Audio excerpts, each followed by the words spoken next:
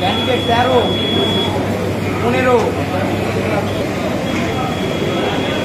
প্রত্যাশা মতো উলুবেড়িয়া লোকসভা আসন থেকে তৃতীয়বারের জন্য সাংসদ নির্বাচিত হলেন তৃণমূল প্রার্থী সাজদা আহমেদ। এবারের লোকসভা নির্বাচনে তিনি তার নিকটতম প্রতিদ্বন্দ্বী বিজেপির প্রার্থী অরুণোদয় পাল চৌধুরীকে 2,18,673 ভোটে পরাজিত করেন। তৃণমূল প্রার্থী সাজদা আহমেদের প্রাপ্ত ভোট 7,24,622। অন্যদিকে বিজেপি প্রার্থী অরুণোদয় পাল চৌধুরীর প্রাপ্ত ভোট 5,05,949। মঙ্গলবার সকাল থেকেই রাজ্যের বিভিন্ন প্রান্তের পাশাপাশি উলুবেড়িয়ার বীরশিবপুরের একটি বেসরকারি ইঞ্জিনিয়ারিং কলেজে উলুবেড়িয়া লোকসভা আসনের গণনা শুরু হয়। আর একের পর এক রাউন্ডের শেষে তৃণমূল প্রার্থী জয়ের ব্যবধান বাড়তে থাকায় উল্লাসে ফেটে পড়ে তৃণমূল কর্মী সমর্থকেরা। শুরু হয় সবুজ আবিরে একে অপরকে রাঙিয়ে তোলা। গোটা এলাকায় সবুজ রঙে রঙিন হয়ে ওঠে।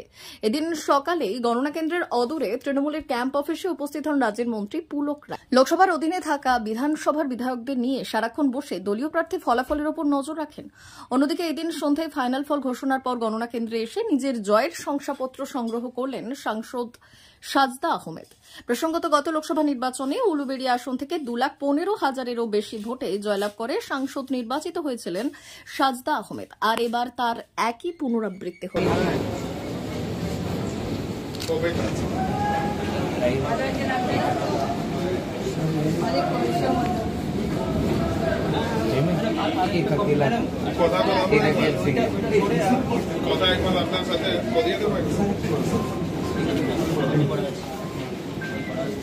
ফোন দিচ্ছি দাদা, আমি 1 মিনিট।